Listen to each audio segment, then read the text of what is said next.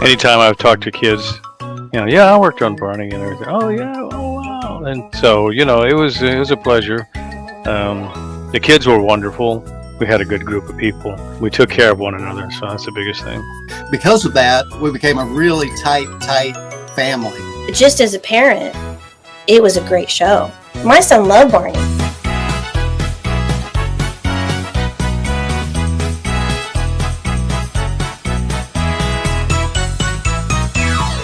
Oh, yeah. Oh, how a big purple dinosaur. I mean, where did that idea come from? Well, really, it started with my son because he loved dinosaurs. And I thought dinosaurs have always been attractive to children. They're a classic. And being a teacher as well, I had used dinosaurs in curriculum in the classroom. So it really started with him. It was the story that I kind of thought of was a magical character, a snuggly, something that a child would love. How would it be if that snuggly came to life, interacted with the child or children, and then shrunk back down to its normal size at the end of the show?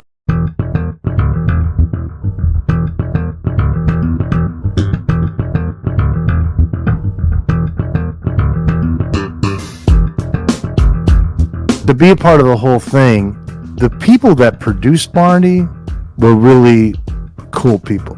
I guess when I first started, it was just going to be a nice job to have for the weekdays, to fill my weekdays up. But pretty soon, I fell in love with it, and by the end of that first season, I was pretty much convinced it was going to be big, and it was. It was already starting to get big at that point.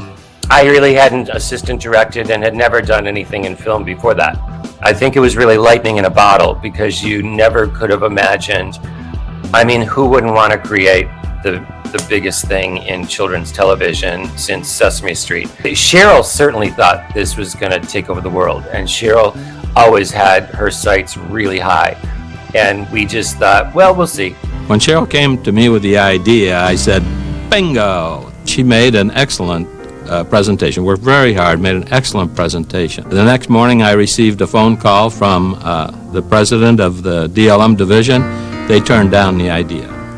I was devastated, and Cheryl was devastated too. When the company turned us down, basically it was a small band of people and started with 2, 3, and 4 people who entrepreneured it. I believed so much in this project that I was determined from the very beginning that I was going to do it. I didn't delay or hesitate for a moment. I just said, Cheryl, I have a crew ready to help you. So I began developing the video project, and along the way I invited Dennis DeShazer and Kathy Parker to join me. And we developed what is today known as Barney and the Backyard Gang. Oh, look at that, Barney! You know the peanut butter song? Nobody knew that it was going to blow up. Nobody had any clue whatsoever. It was just a really small production, pretty low budget. But while we were doing it, we just had so much fun doing it that it wouldn't have mattered if it had, had only lasted for three straight to home video kind of shows or not, because we just had a great time, and it really was like a family. I went to work there in 1987, before Barney was even created or anything was going on. And then about a year and a half after I was working there, we started hearing the rumor that Cheryl Leach had come up with a concept for a show about a purple dinosaur, and we were going to do a pilot for it. I remember John was a great director, and I knew him. I forgot what I'd worked on him with, but yeah, he was. Everybody was laid back. The kids were well behaved and knew what they were doing, and it was a happy set. The Dallas film market was kind of a small community here. And everybody knew everybody. If you were in the film business, everybody knew you, and we all knew each other. So I'd get calls occasionally, hey, can you come day play on Barney or this or that? And, if I could, I would, Hi, I'm Sandy Duncan. To sell it, we need a celebrity attached to it, because there are so many children's videos on the market. We need help by having that to sell. And our number one choice was Sandy Duncan, because we knew she's a mom and she sings and dances and she's, all American, and she's in the Wheat Thins commercials and everybody's very familiar face. Action!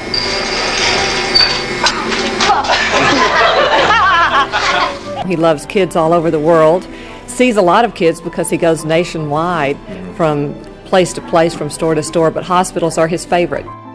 I remember distinctly sitting there working on one of those videos in post, and I remember looking at that and watching this stuff and going, man, these people are wasting their money. Nobody is ever going to buy this stuff. So the moral of that story is, don't take any stock tips from me. I just thought, that's just another job we're doing today. Tomorrow will be something different. I didn't really ever even think that it was going to be. Jess kept telling me, he says, man, this is going to turn into something, and I'm like, okay, being in construction though, one job ends, another one starts, and they're all, you just go from one to the next and whatever. And so I just, okay, yeah, great. I'm looking for a steady job at the time. You don't have to go out and find another job at the end of this one in a month, So I was all about it. So yeah, man, bring me along for the ride, It started with the home videos, with the very first home videos.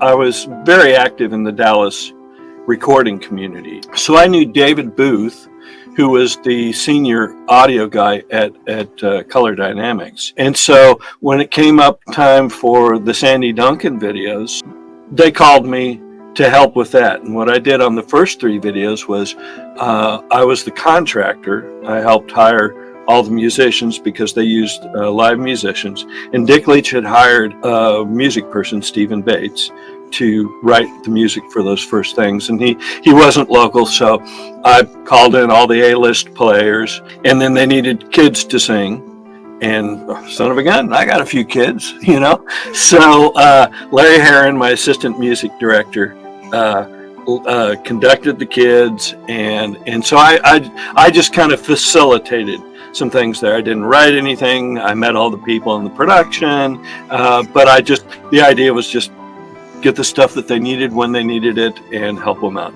I bet you can make it rain lemon drops and milkshakes, Barney. Anything is possible when you use your imagination. We were up for numerous awards. Even before the PBS Barney and Friends series, we were in the Neiman Marcus stores. Barney himself was in the Neiman Marcus Christmas catalog, and we had boutiques in the Neiman Marcus stores. Then we premiered with Barney and Friends on PBS in 1992, and the rest is history.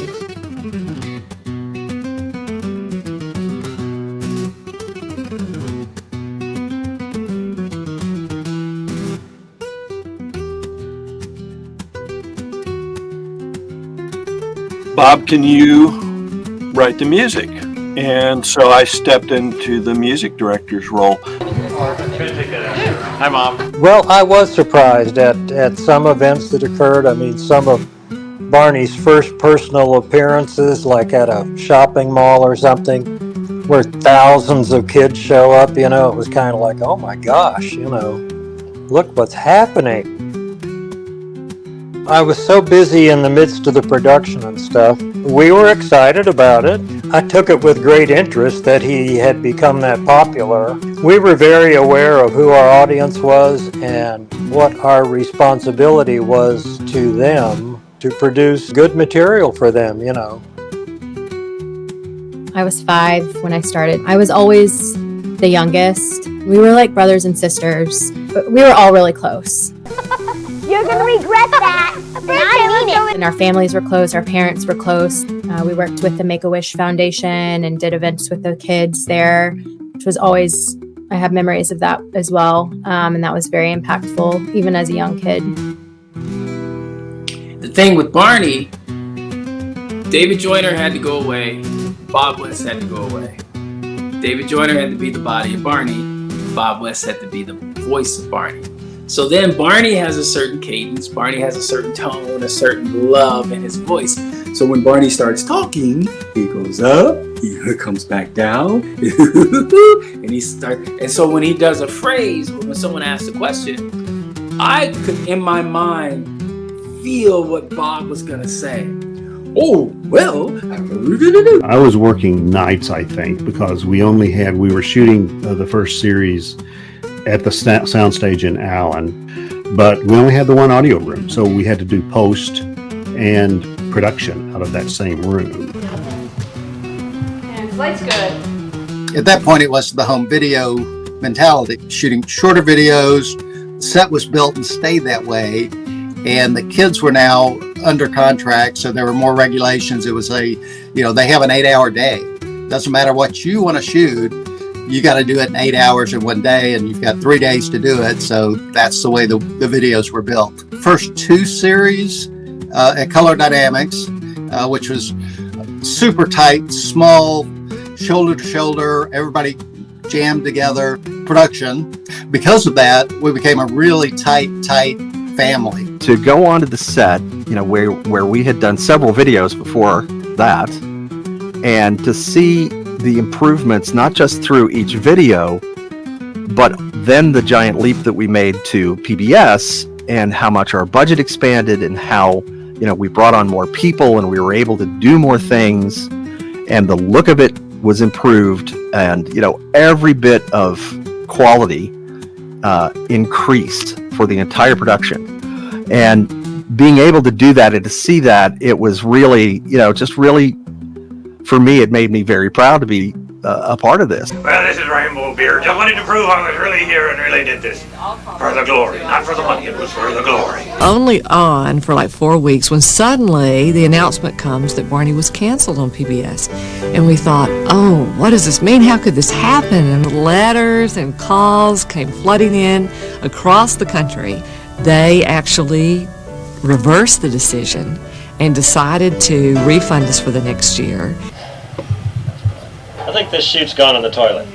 At that time, we didn't know we were going to go on to season 2. At that time, we thought that was it. We knew we were on hiatus. We were between seasons, and the producers would let us know when to start the next season. So we didn't know it had been canceled, and only found out at the point that PBS fundraising happened, and a ton of money came in from parents who were happy about Barney and supportive. And so PBS said, maybe we should keep the dinosaur. It was only after we were set up for a second season that we were told that we had been canceled before that. And plus, it never felt like a sure thing. It was a great opportunity to do the first season, but we didn't know where it was going to go. So great that we got the second season. And then as far as, Barney, we call them the Elvis years, when he could do no wrong and he was everywhere and his popularity just exploding. I knew he was getting popular, but the first time I really felt it was in New York. We were doing a live show at Radio City Music Hall and that I had written in a hurry. Game called on account of rain. All the audience is free. We were doing rehearsals and stuff. I stepped outside in front of the theater just to take a break, and it was the first day that the tickets had gone on sale. And there's a line down a New York street that looked like a mile long, and that's when it really viscerally hit me. There's actually people watching this. Stuff that I write in the office I'm sitting in now, at home, and then a small group of basically friends are shooting in a studio 10 minutes from my house.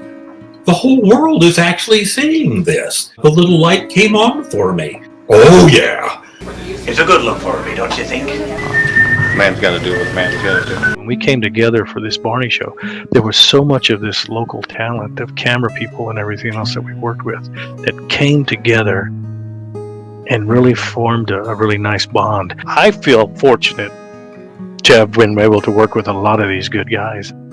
Cheryl Leach and Kathy Parker had been doing marketing-wise. I said, wow, this thing's got legs. It's got big legs. I think I had an indication that this could go places. I like the way that you properly talk. What's more? Hey, Mr. And Penny was so good at knowing the things that would get kids off the couch. We loved her, but we also respected her skill and her knowledge.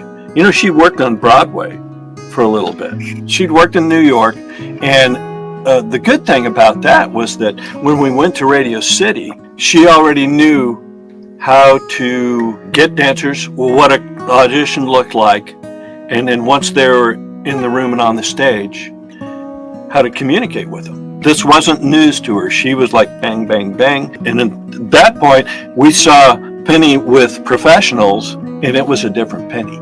She was always positive, but man, she could get the job done. Man, you turn out words after the Wingster. Talk about please and thank you. But if you want nice things to happen, then the words they should be heard, okay? But should I read down those 8 counts back? The moms, though they may not like it, may not like to sit there watching with the children. They know, one, it's safe. They are learning things that are good things. Mom can, rest or get something else done. The child is glued to that television. We were lucky. We got lots of great kids. And again, the producers of the show were really good at casting, who got along in general very, very well together. And were just a lot of fun to work with. One of the first open call auditions we ever did was for Barney. And it wasn't long after that. So things were rolling quickly. We wanted to make it a good show. And we want, if that was our role, whatever we were doing, we would all help each other. Hey, here's an idea. Do this, make it easier for you. And so that you can really, really shine and really do the craft. People don't realize generally that this was a job. I mean, it was 40 hours a week. Even though you're 7 or 8 or sometimes even younger in some of the later seasons, you gotta show up, because it's like if you don't do your part, then there's like hundreds of other people that are showing up to work that can't go on their lunch break, or like you're a part of this operation. It's really important. Some kids shows, they don't necessarily put the care and effort into that they did with Barney and Friends. Everybody that worked on set was there to make it be a highly professional, really well received show. So if there was an error, or the camera angle wasn't right, or if one of us kids got something wrong, or we weren't singing the right parts, we would redo it. And they were really they had a really high standard of excellence that we were reaching for. There was only 2 women on the whole crew, so they could have been nicer. I mean, as long as you pulled your weight, that's all they cared about. But that's where I met Jim Rowley and Eric and Dick Sosa and some others, and Bruce Harmon that had also ran camera. I had really big shoes to fill. The stage manager was Heather Smith before me. She was an amazing person. She was one of the first people I ever met, and her husband was the first person to ever hire me, Stacy Smith. And when Heather passed away, Jim asked me to go to dinner, and we talked about the show and the commitment and how important the show was. It wasn't just another gig for a freelancer, and asked me if I wanted to join them as a stage manager, and I hands down said yes. What is it about Barney you think that makes him so popular? Well, I think it's that Barney connects with children. Barney is just for children. There are many things out on the market that are written on 2 levels, to appeal to adults and to appeal to children at the same time. And Barney was written to really connect right to children. And Barney was written to really connect right to children. Anybody that has anything negative to say about Barney, I don't get it. It wasn't for the parents. The show was not for the parents. It was for the little kids. And the little kids loved all that stuff. We were never allowed to embed adult humor or adult content of any kind into a Barney episode. It was always just specifically written for children. Kids kind of are enthralled with dinosaurs, and I think making him approachable, and a friend and a pal, somebody they could trust. I think the key for us is to try to see things through children's eyes. And that sounds a lot easier than it really is. In fact, we're fond of talking about the complexity behind the simplicity of our shows. When people tell me that the Barney programming is too sweet, or too kind, or too loving, I really feel like saying thank you. We always take that as a compliment, because I think that's something that is sorely missing in programming today for children. I believe that children today need what I'm calling safe passage, which means that from the time they're born until the time they reach adolescence or maybe adulthood, that they should have loving messages. They should have a warm, safe place to grow up and be healthy. And I think that in many ways, the Barney program goes in part to provide such a place. Barney, Barney, Barney, Barney.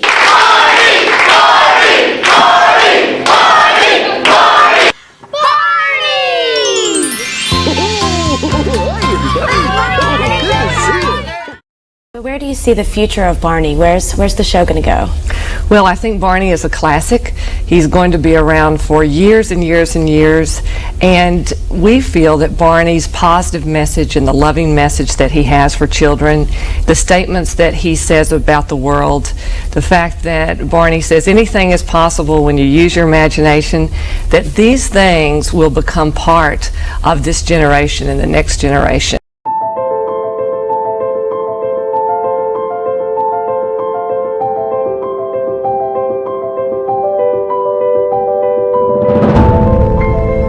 Had no idea, you know, what it was gonna, from those early videos. I think probably that's really at that time is all any of us thought it was gonna be. It was gonna be those one-off videos, you know, every once in a while. And then of course the PBS thing happened, and I think that just, it caught me by surprise, because I wasn't expecting a steady gig like that.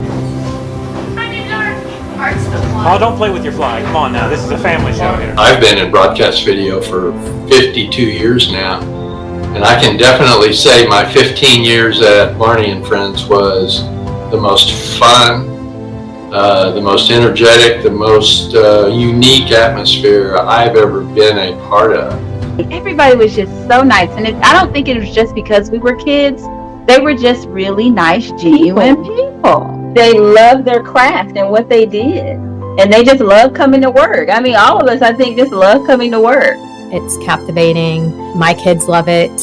My daughter, who is just an absolute joy, she did not fall off the wall and hate Barney one day. She just always loved Barney.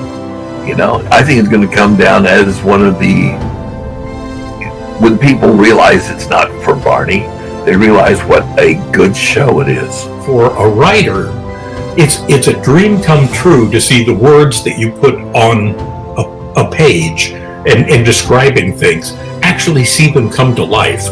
Not many people get to do that. Is this really happening? Stop it! I'm so unattractive this morning. When you get a really good crew together, you realize something important is happening. You know, we all have our faults, we all have our good moments and our bad moments, but when we were together, we all were at our best. Yeah, I used to be his doctor. And so, you know, took him with me. I took him into my office, and I have one of the stuffed plushes. Barney's done so much for public safety, and being here now after the tragedy we've had and let the kids focus on something positive, it's just great. You're all very special in so many different ways. You're special too, Barney. Yeah, you are. Oh, me? Oh, gosh. You're special because you're the best friend that we could ever have. Oh, thanks.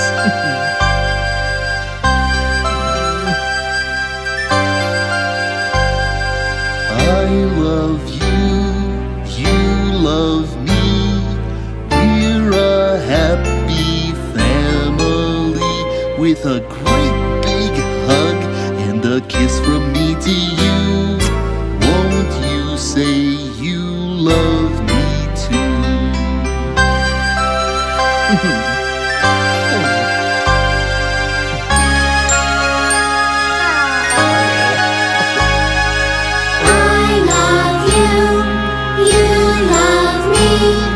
We're best friends like friends should be, with a great big